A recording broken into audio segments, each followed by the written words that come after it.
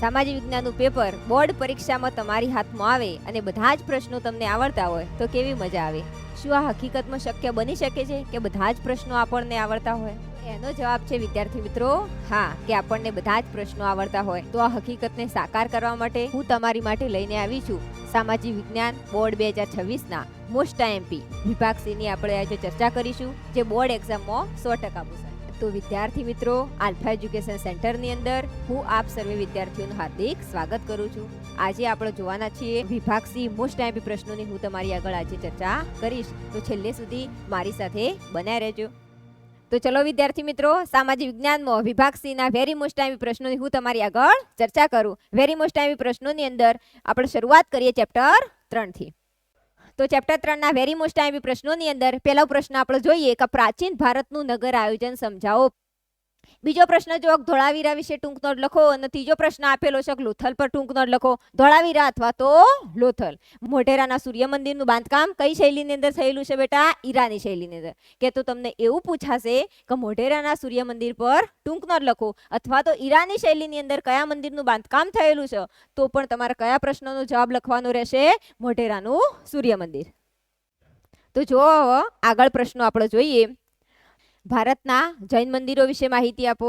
સ્તૂપની સમજૂતી આપો. સ્તૂપની સમજૂતી વાળો પ્રશ્ન બે રીતે તમને પૂછાઈ શકે, કે તો ચિત્ર આધારિત, કે તો એના પર શું લખવાની રે? ટૂંક નોટ. ટૂંક નોટ લખો ગુજરાતની ગુફાઓ, એ પણ વેરી મોસ્ટ આઈએમપી પ્રશ્ન છે. ટૂંક નોટ લખો ગુજરાતની ગુફાઓ. મોહેંજો-દડોની નગર રચનામાં રસ્તાઓ અને શું તૈયાર કરવાનું રહેશે?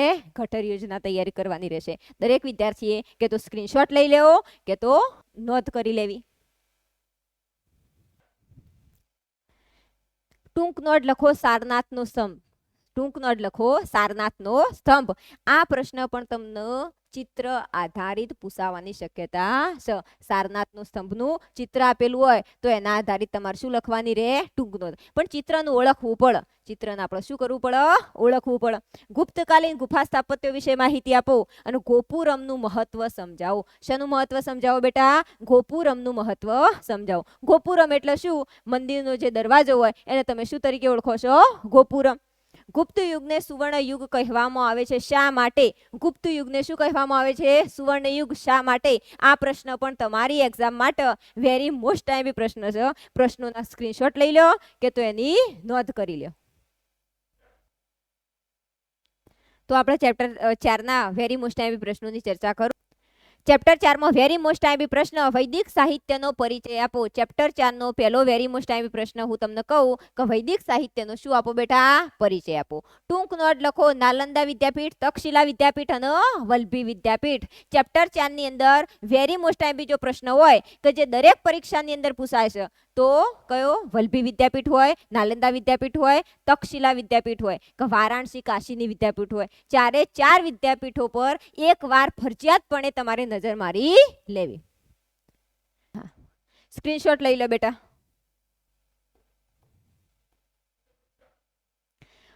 વેદો કેટલા છે અને કયા કયા તેના પર ટૂંકમાં માહિતી આપો. અમીર ખુશરોનો પરિચય આપો. આ પ્રશ્ન પૂછાવાની સંભાવના છે. 3 માર્ક્સની અંદર આવો પ્રશ્ન ચેપ્ટર 4 માંથી તમારી એક્ઝામમાં મુકાઈ શકે. ગુપ્ત યુગને સંસ્કૃત કાવ્ય નાટકનો સુવર્ણ યુગ કહે છે. આવો પ્રશ્ન તમારી એક્ઝામમાં પૂછાવાની સંભાવના છે. ભારતના પ્રસિદ્ધ વિદ્યાધામ વારાણસી કાશીનો પરિચય આપો. અને મહાકાવ્ય તરીકે રામાયણ અને શેનો પરિચય આપો બેટા? મહાભારતનો. ચારે ચાર વિદ્યાપીઠો તો ફરજિયાતપણે દરેક વિદ્યાર્થીએ ચેપ્ટર 4 માંથી તૈયાર કરી દેવી. ચેપ્ટર 8 માંથી પહેલો પ્રશ્ન જોઈએ કે સંસાધનોના પ્રકાર, આયોજન અને સંરક્ષણ અને તેમજ તેના શું જણાવો? ઉપયોગો જણાવો. ત્રણે ત્રણ પ્રશ્નો તૈયાર કરી લેવા. Very most IMP. જમીનના પ્રકારો વેરી મોસ્ટ આઈએમપી પ્રશ્ન છે તમારી પરીક્ષા માટે. જમીનના પ્રકારો 2 માર્ક્સની અંદર પણ પૂછાવાની સંભાવના અથવા તો 3 માર્ક્સની અંદર. જો ટૂંક નોટ તરીકે કહે તો 3 માર્ક્સની અંદર આ પ્રશ્ન આવી શકે. કોઈ પણ જમીનનો પ્રકાર તમારી એક્ઝામમાં પૂછાશે. તો જમીનના પ્રકારો નકશા માટે પણ આવે આઈએમપી અને વિભાગ સી માટે પણ કેવા છે બેટા આઈએમપી. તો જમીનના પ્રકારો ફરજિયાતપણે દરેક વિદ્યાર્થીએ તૈયાર કરી દેવા. ભૂમિ સંરક્ષણ જોઈએ કે જમીન ધોવાણ અને ભૂમિ સંરક્ષણના ઉપાયો જણાવો. આ બે પ્રશ્નો પણ વેરી મોસ્ટ આઈએમપી. ઘણી વાર આ પ્રશ્નો એક્ઝામમાં પૂછાતા હોય છે અને વેરી મોસ્ટ આઈએમપી ક્વેશ્ચન છે. તો દરેક વિદ્યાર્થીએ ફરજિયાતપણે જમીન ધોવાણ અને ભૂમિ સંરક્ષણના ઉપાયો જણાવો એ પ્રશ્ન તૈયાર કરી દેવો.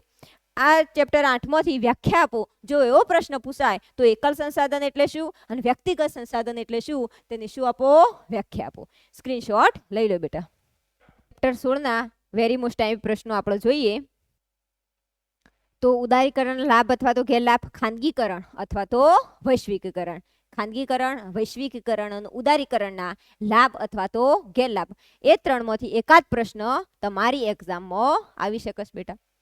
ટકાઉ વિકાસને સુપોષિત વિકાસ કહે છે. સમજૂતી આપો. ટકાઉ વિકાસને સુપોષિત વિકાસ કહે છે. વેરી મોસ્ટ આઈએમપી તમારી એક્ઝામ માટે આ પ્રશ્ન છે. તો ટકાઉ વિકાસ ફરજિયાતપણે દરેક વિદ્યાર્થીએ તૈયાર કરવો. પર્યાવરણની સુરક્ષા માટેના પગલાં જણાવો અને વિશ્વ વેપારી સંગઠનો WTO પર શું લખો ટૂંક નોંધ લખો. 1991ની નવી નીતિ 1991ની નવી ઔદ્યોગિક નીતિની આવશ્યકતા શા માટે પડી આ પ્રશ્ન પર ટૂંક નોંધ લખો. વેરી મોસ્ટ આઈએમપી ચેપ્ટર 16ના પ્રશ્નો કે જેનો સ્ક્રીનશોટ તમે લઈ લો. તો ચેપ્ટર 18ના વેરી મોસ્ટ આઈએમપી પ્રશ્નો જોઈએ. ચેપ્ટર 18માં પહેલો પ્રશ્ન જો ભાવ વૃદ્ધિના કારણો જણાવો. ભાવ વૃદ્ધિના શું જણાવો કારણો. ભાવ વૃદ્ધિના કારણો પૂછાઈ શકે અથવા તો ભાવ નિયંત્રણમાં લેવાના ઉપાયો જણાવો. ભાવ નિયંત્રણમાં લેવાના શું જણાવો ઉપાયો. વેરી મોસ્ટ આઈએમપી પ્રશ્ન બંને કે તો ભાવ વૃદ્ધિના કારણો કે તો ભાવ નિયંત્રણ લેવાના શું પૂછાશે ઉપાયો પૂછાશે. બીજો પ્રશ્ન જુઓ કે ગ્રાહક શોષણના કારણો અને ગ્રાહક શોષણ કેવી રીતે કયા કયા પ્રકારે થાય છે તેના શું જણાવો વિવિધ પ્રકારો. પહેલો કીધો કે ગ્રાહક શોષણના કારણો જણાવો અને ગ્રાહક શોષણ કેવા કેવા રીતે કયા કયા પ્રકારે થાય છે તેના શું સમજાવો પ્રકારો. ત્રીજો પ્રશ્ન જુઓ રાષ્ટ્રીય અથવા તો આંતરરાષ્ટ્રીય ગુણવત્તા માનક સંસ્થાઓ. રાષ્ટ્રીય અથવા તો આંતરરાષ્ટ્રીય ગુણવત્તા માનક સંસ્થાઓની શું આપો સમજૂતી. વેરી મોસ્ટ આઈએમપી પ્રશ્ન. રાષ્ટ્રીય અને આંતરરાષ્ટ્રીય ગુણવત્તા માનક સંસ્થાઓ. ઓમાંથી એકાદ બે પ્રશ્નો ખાલી જગ્યાની અંદર અથવા તો ફૂલ ફોર્મ તરીકે અથવા તો તમને ચિત્ર આપેલું હશે કોઈ રાષ્ટ્રીય માનક અથવા આંતરરાષ્ટ્રીય માનકનું એના પરથી તમારે એના પર શું લખવાની રહેશે ટૂંક નોંધ. પણ એ ચિત્રને તમારે ઓળખવું પડશે. ચોથો પ્રશ્ન જુઓ કે ભાવ વધારો આર્થિક વિકાસમાં પોષણ અને અવરોધરૂપ બને છે તેના પર શું આપો સમજૂતી. ભાવ વધારો આર્થિક વિકાસમાં પોષક અને અવરોધરૂપ બને છે તેના પર ટૂંક નોંધ લખો. ભાવ નિયંત્રણમાં લેવાના શું જણાવો ઉપાયો. આ મેં તમને આગળ જ જ્યારે પ્રશ્નો કીધો ભાવ વૃદ્ધિના કારણોની અંદર એટલે જ મેં તમને કહી દીધું કે ભાવ નિયંત્રણમાં લેવાના ઉપાયો પણ વેરી મોસ્ટ આઈએમપી પ્રશ્ન છે.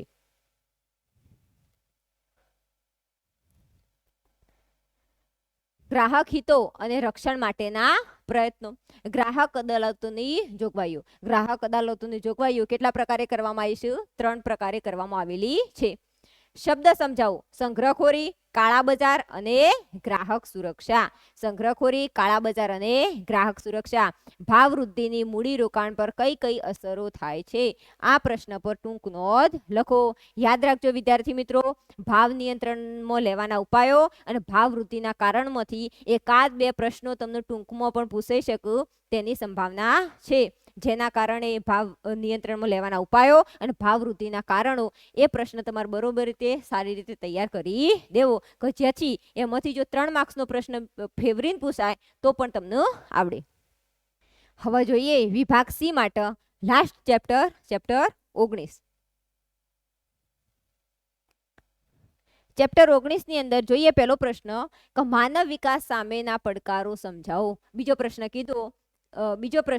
કે મહિલા શોષણ અટકાવવા અંગેની જોગવાઈઓ. મહિલા સમાનતા અંગે ગુજરાત સરકારની યોજનાઓ અને મહિલા સશક્તિકરણ અર્થ અને તેના શું જણાવો અવરોધો. મહિલા સશક્તિકરણનો અર્થ અને તેના અવરોધો વેરી મોસ્ટ આઈએમપી પ્રશ્ન છે. અને મહિલા શોષણ અટકાવવા અંગેની જોગવાઈ. સ્ક્રીનશોટ પાડી લો બેટા. ચેપ્ટર 19 ના આગળના પ્રશ્નો જોઈએ કે સ્ત્રી પુરુષની સમાનતા સમજાવો અથવા ભારત સરકારની મહિલા કલ્યાણકારી યોજનાઓ સમજાવો. ભારત સરકારની મહિલા કલ્યાણકારી યોજનાઓ વેરી મોસ્ટ ટાઈમ પ્રશ્ન બેટા. અને ભારતમાં સ્વાસ્થ્ય સુધારણા માટે થયેલી કામગીરી સમજાવો. તો આજે આપણા વિદ્યાર્થી મિત્રો વિભાગ સી ના તમામ આઈએમપી પ્રશ્નોની ચર્ચા કરી ચૂક્યા. આવી જ રીતે મારી સાથે જોડાયેલા રહેજો.